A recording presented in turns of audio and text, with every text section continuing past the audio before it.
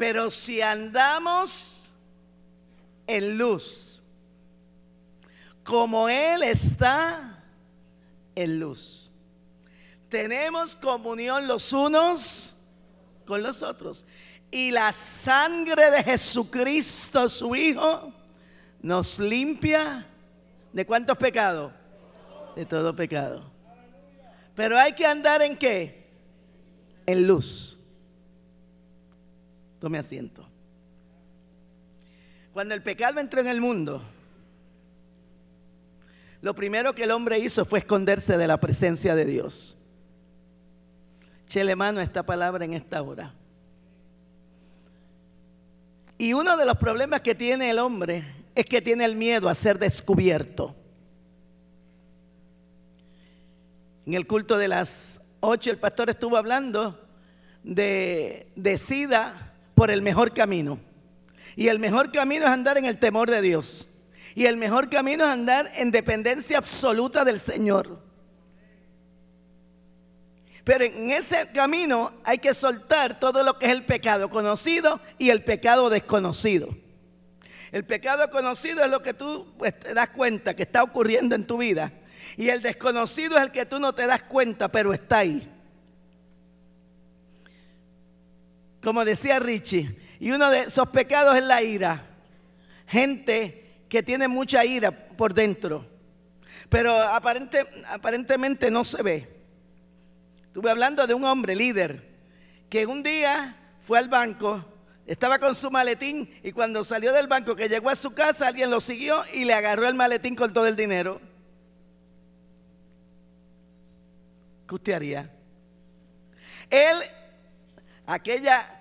aquello que estaba por dentro se activó, porque hay cosas que no están, pero hay momentos precisos que se activan. Y se activó de tal manera que él golpeó al muchacho, le agarró el maletín y el muchacho se fue corriendo. Se pudo haber quedado allí, ya yo resolví mi problema, pero como tenía tanta ira, se fue detrás del muchacho. Había otro en una motora, él se montó en la motora y llegó hasta la motora y le dio un golpe y la motora se cayó. Pero el que iba con él tenía un arma y allí lo mató. Y era un pastor.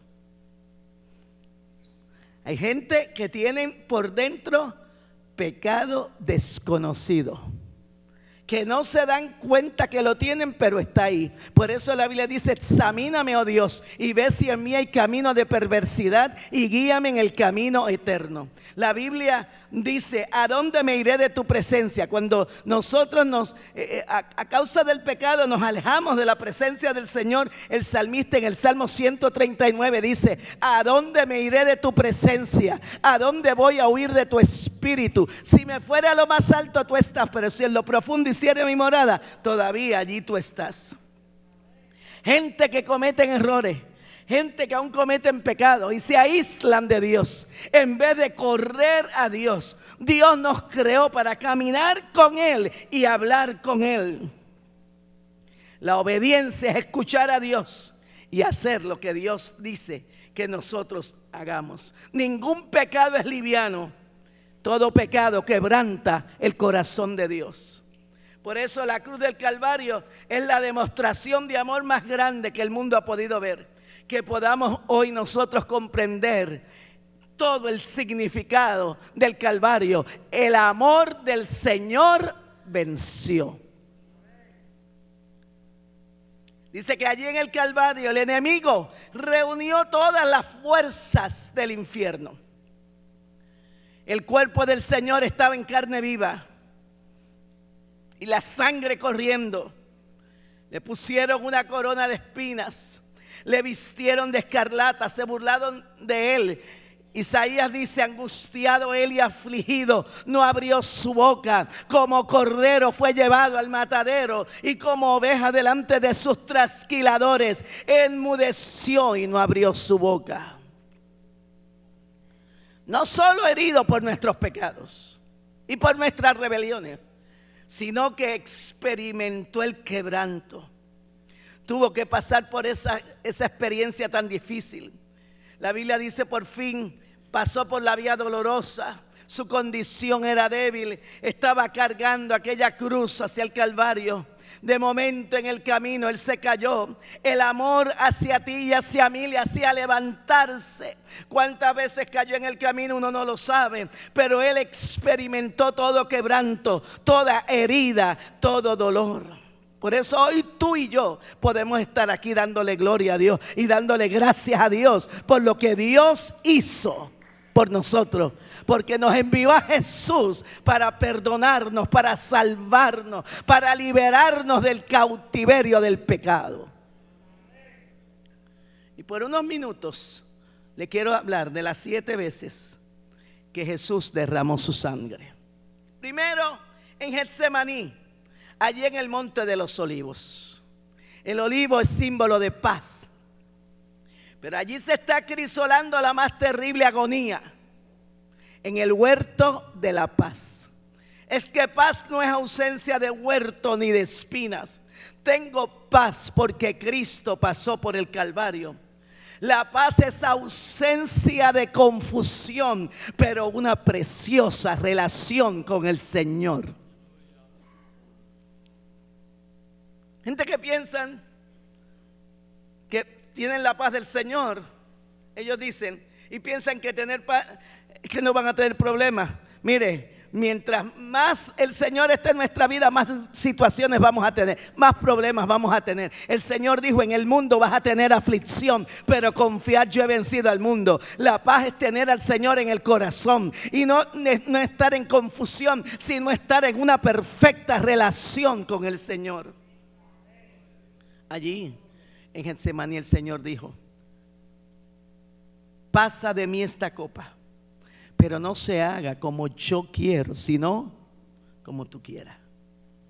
¿Qué había en la copa? La contaminación del pecado. El pecado de los siglos, tu pecado y el mío. Cada pensamiento sucio, cada acto malvado, todos los pecados del mundo, los del pasado y los del futuro. Toda violencia, sodomía, blasfemia, hechicería, brujería. No solo llevar nuestros pecados, sino, dice la Biblia, hacerse pecado por nosotros. Así que la crucifixión comenzó en el huerto de Getsemaní. Había dolor, había quebranto, grandes gotas de sangre, abandonado por los suyos. Esto representa angustia, abandono, soledad. Hoy estaba oyendo un reportaje que uno de los problemas más grandes que tiene la gente es la soledad. Cuando uno está lejos del Señor se siente más solo. Pero Jesús cubre todo dolor, toda angustia, toda depresión. El castigo de nuestra paz fue sobre Él. Oigan, aquella copa tan horrible que aterrorizaba, que de un momento dado como que el Hijo de Dios retrocedió, que contenía, no era la muerte física lo que él le tenía temor, que destrozaba el corazón del Señor, la traición de Judas, la negación de Pedro, el abandono de sus discípulos. No, era el pecado de toda la humanidad. Por eso Lucas 22:42 dice: Padre, si quieres, pasa de mí esta copa, pero no se haga mi voluntad, sino la tuya. Y a través de eso Él nos devuelve a nosotros la fuerza de voluntad para nosotros hacer la voluntad de Dios. Aunque tú creas hoy que ya tú no tienes fuerza, que ya no puedes más con lo que estás viviendo, el Señor dice: te voy a dar fuerzas nuevas para hacer mi voluntad, para que hagas las cosas correctas. La segunda vez que derramó su sangre fue cuando golpearon su rostro. Dice la Biblia de puñetazos sobre su rostro. Isaías 53 dice que no solo herido por nuestras rebeliones, sino que experimentó el quebranto. Representa las experiencias dolorosas. Mire, hay tiempos en nuestra vida que nos quebrantan. Y gente que nos desfigura la existencia. Golpearon tanto al Señor que su rostro era irreconocible, desfigurado. ¿Cuánta gente que desde años de formación, como estaba hablando Richie aquí, recibe palabras y vive experiencias que le deforman la vida? Y a veces en el caminar no sabes ni quién eres. Por eso la gente camina con máscaras. Miedo al rechazo, miedo a ser amado, miedo al fracaso, miedo al triunfo. O son compulsivos, o son la gente que lo tienen que hacer todo detallado, minucioso. O hay orgullo, o hay inferioridad, o hay superioridad, o hay indiferencia. Esconde su sensibilidad.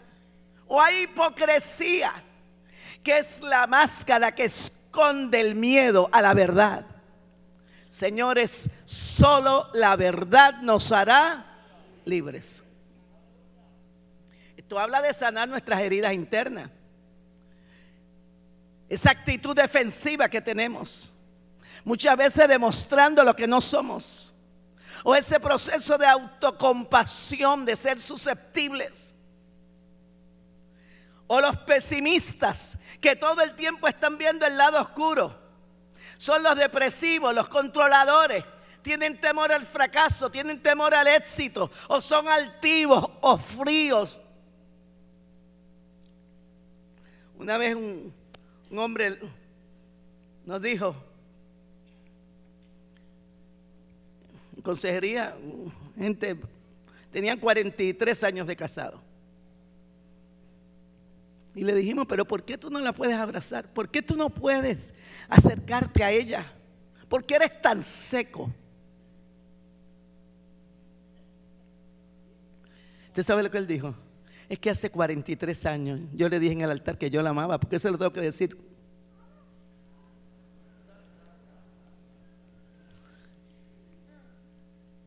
Gente que necesitan ser sanados, gente que necesitan ser libres, gente que, como decía Richie, dentro había una amargura. ¿Sabe lo que es la amargura? Aquellos eventos que ocurrieron en nuestra vida, que dañaron nuestro sentido de ser, de valer y de pertenecer, provocando emociones negativas y estados anímicos anómalos. Tienen 40 años, tienen 50 años y todavía andan con eso en el corazón. Oh, el Señor murió en la cruz del Calvario para que tú seas sano internamente y seas libre de toda atadura y de todo lo que ha dañado tu vida. Tiene que haber sanidad en el alma. Hay gente que si me felicitan me alegran, pero si me critican, no me afecta porque estoy sano. Estoy sano porque sé de dónde vengo y sé para dónde voy. Cristo fue a la cruz para darnos esa seguridad. Su rostro desfigurado. Oiga, y los que estaban más cerca eran aquellos que más le dañaron. Y hay muchas veces que la gente que está más cerca de nosotros son los que más nos han desfigurado. Y la gente se esconde detrás de una máscara. Y tú le preguntas, ¿cómo estás? Bien, en victoria. No bregan con la verdad. Otros se cubren de títulos. En vez de andar con el rostro desfigurado, caminaremos con el rostro cubierto con la sangre de Jesús. Mire lo que dice Isaías 61:3. A ordenar que a los afligidos de Sión se les dé gloria en lugar de ceniza, óleo de gozo en lugar de luto, manto de alegría en lugar del espíritu angustiado, y serán llamados árboles de justicia, plantío de Jehová, para gloria suya. La tercera vez que Jesús derramó su sangre fue cuando le azotaron la espalda. Cada látigo le arrancaba un pedazo de piel. Cada golpe de ese látigo, dice la Biblia, que terminaron con su espalda molida, flagelaron su espalda. Por eso la Biblia dice, herido por nuestras rebeliones, molido por nuestros pecados, el castigo de nuestra paz fue sobre él, y por su llaga fuimos nosotros curados. ¿Cuántos creen que hay sanidad? Hay sanidad. Cuando hoy participe del pan y de la copa, crea que si usted está enfermo, hoy hay sanidad. El Señor te va a liberar. Hay algo grande que Dios va a hacer en tu vida. La espalda herida, experiencias de dolor, de personas que te han humillado, que te han traicionado. Y a veces te sientes que no puedes luchar más. Comienzas a tener una incapacidad de amar. A veces no confías en nadie. A veces no puedes ser tierno. Almacenamos los recuerdos. Una memoria con suficiente poder y capacidad para destruir la interioridad. Esa sangre brotó de la espalda para sanar tu interioridad. La cuarta vez que el Señor derramó su sangre fue cuando le colocaron la corona de espinas, le perforaron la frente, la incrustaron y comenzó a sangrar. Heridas de rechazo. Te rechazan por lo que eres. A veces te declaran palabras de maldición, pero también la sangre de Cristo cubre tu mente, y cada pensamiento que venga a tu mente, como único puedes mantener tu mente y pensamientos limpios, es diariamente aplicando la sangre de Cristo en tu mente.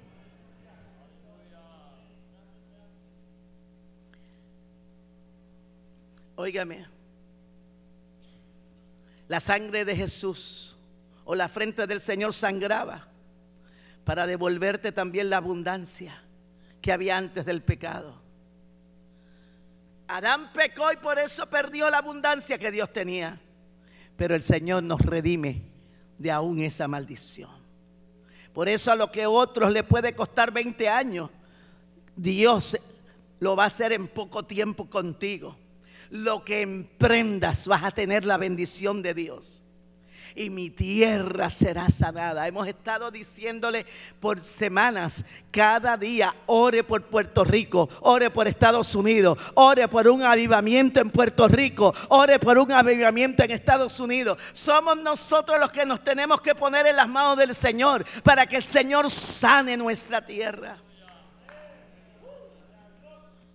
La gracia y el favor de Dios está con tu vida y con mi vida a partir de la cruz. La quinta vez que el Señor derramó su sangre fue cuando clavaron sus manos en la cruz, sus manos traspasadas.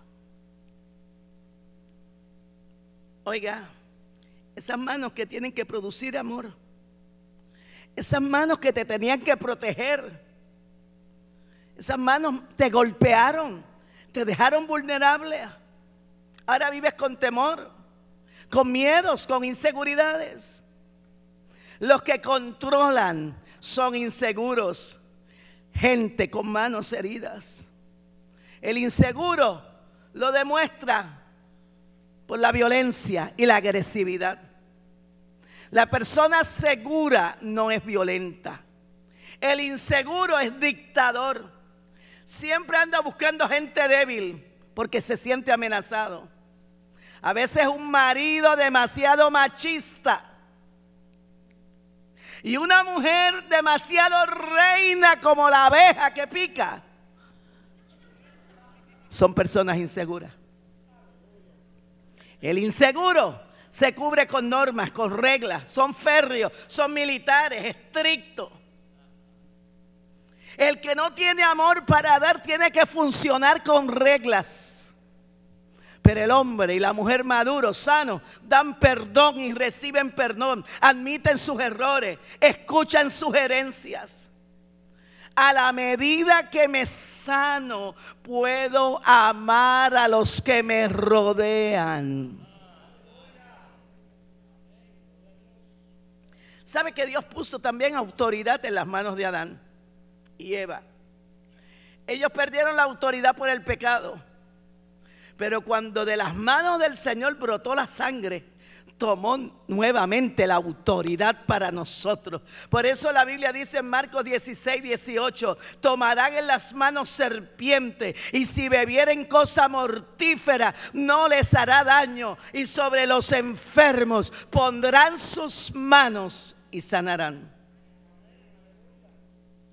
¿Se atreven esta semana a poner las manos sobre los enfermos y creer que el Señor los va a sanar? Hoy usted va a decir: aplico la sangre de Cristo sobre mis hijos, aplico la sangre de Jesucristo sobre mi cónyuge, aplico la sangre de Cristo sobre mi economía. Dios nos devolvió la autoridad en nuestras manos. La sexta vez que Jesús derramó su sangre fue cuando le clavaron sus pies en la cruz. ¿Sabe de qué hablan los pies? De movimiento. Pero hablan también de dominio sobre el lugar que tú pisares. Mire, Josué 1:3 dice: yo os he entregado, lo está diciendo Dios, como lo había dicho a Moisés, todo lugar que pisare la planta de vuestro pie. ¿Cuántos lo creen? Todo lugar que pisare la planta de vuestro pie. Mira, cuando nosotros no habíamos comprado ese lugar ahí al frente donde nos estacionamos, los días de oración terminaba el culto y la gente iba allí y rodeaban todo el terreno. En el tiempo de Dios, Dios nos los dio. Pasaron unos años, pero el Señor nos los dio. Todo el lugar que pisare la planta de tu pie. Estamos orando por el terreno del lado y ya mismo vamos a empezar a darle vuelta y a pisarlo en el nombre del Señor, porque todo lugar que pisare la planta de tu pie. Mire cómo dice el Salmo 8, versos 5 y 6. Le has hecho poco menor, hablando del hombre, le has hecho poco menor que los ángeles, lo coronaste de gloria y de honra, le hiciste señorear sobre las obras de tus manos, todo lo pusiste debajo, dígalo, debajo de sus pies. Oiga, ¿dónde es que tiene que estar el enemigo? Debajo de tus pies. Hay gente que lo tienen por acá encaramado, pero no es acá arriba, es debajo de tus pies. El Señor te ha dado autoridad. Oye, hay algo espiritual y profético cuando pisas un lugar con autoridad y dominio que el Señor nos ha dado. Cuando tienes temor que amedrenta, te hace sentir solo y no te permite tomar decisiones correctas. Tienes miedo a tomar decisiones. Pero el Señor quiere cubrir tus pies y tus pasos.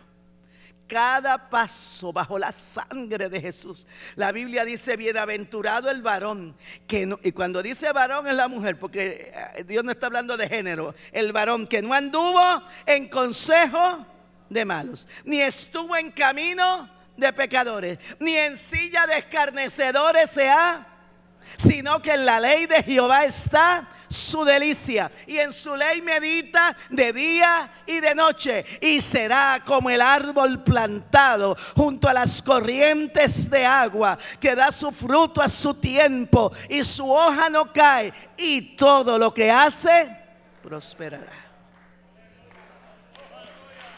Amén. Que mis pies tan solo en pos de los santos puedan ir. Lávame en tu sangre, Salvador. Muchachos, aquí ya, límpiame de toda mi maldad. Traigo a ti mi vida para ser Señor. Es que quiero cantarlo ahora. Tuya por la eternidad. Que mi vida entera esté. Lávame en tu sangre, Salvador. Si me dejan que él empiece, la gloria de Dios se manifiesta. Pero voy a tener amor de Jay. Eso es. Límpiame de toda mi traigo a ti mi vida. Traigo a ti mi vida para ser, Señor, tuya por la eternidad. Que mi vida entera esté, dígalo, consagrada a ti, Señor. Que mis manos puedan guiar el impulso de tu amor. Oh, lávame en tu sangre, dígalo, hermana y hermano. Límpiame de toda mi maldad. Traigo a ti mi vida para ser, Señor, tuya por la eternidad. Que mis pies tan solo en pos, que mis pies tan solo en pos santo puedan ir, y que a mi Señor Dios se complazca en bendecir. Dígalo, dígalo usted. Oh, lávame en tu sangre, Salvador. Oh, límpiame de toda mi maldad. Oh, traigo a ti mi vida para ser, Señor, tuya por la eternidad. La séptima vez que Jesús derramó su sangre fue cuando traspasaron su costado. Y la Biblia dice que brotó sangre y agua. ¿Sabe de qué habla esto? De heridas del corazón. Se le hicieron para matarlo. Le clavaron la lanza al corazón, pero no le hizo nada. Y el Señor había entregado su espíritu. ¿Sabe de qué habla eso? De la herida de la desesperanza. Y óigalo esto. Ahora el Señor vino a ordenar que a los afligidos de Sión se les dé gloria en lugar de ceniza, óleo de gozo en lugar de luto, manto de alegría en lugar del espíritu angustiado. Dios sabe quién te masacró, pero Dios te forma y hace el papel del alfarero y te restaura y te sana. La obra de Jesucristo en el Calvario fue magnífica. La Biblia dice que destruyó el poder de las tinieblas. La Biblia dice en Colosenses 2 que anuló el decreto de muerte a que había contra nosotros. Exhibió públicamente las potestades y principados satánicos y venció sobre ellos en la cruz, para que tú y yo ahora seamos más que vencedores. Ni la muerte, ni la vida, ni ángeles, ni principados, ni lo presente, ni lo porvenir, ni ninguna cosa creada nos podrá separar del amor de Dios que es en Cristo Jesús, Señor nuestro. La obra de la redención ha sido terminada. Fue obtenida la redención. La victoria ha sido ganada. El mensaje de la cruz es la solución para nuestro Puerto Rico y para las familias de Puerto Rico. Señor, te adoramos. Nosotros te honramos en esta hora. Oh, gracias, Señor, por tu presencia. Gracias por lo que tú estás haciendo ahora. Gracias porque dejaste tu trono de gloria para venir a ir al Calvario, para salvarnos para perdonarnos, para sanarnos internamente, para sanar nuestros corazones lastimados, para sanarnos físicamente, pero para salvarnos y sacarnos del poder de las tinieblas, del cautiverio del pecado, para que seamos libres para adorarte y servirte a ti. Mientras todo el mundo está orando,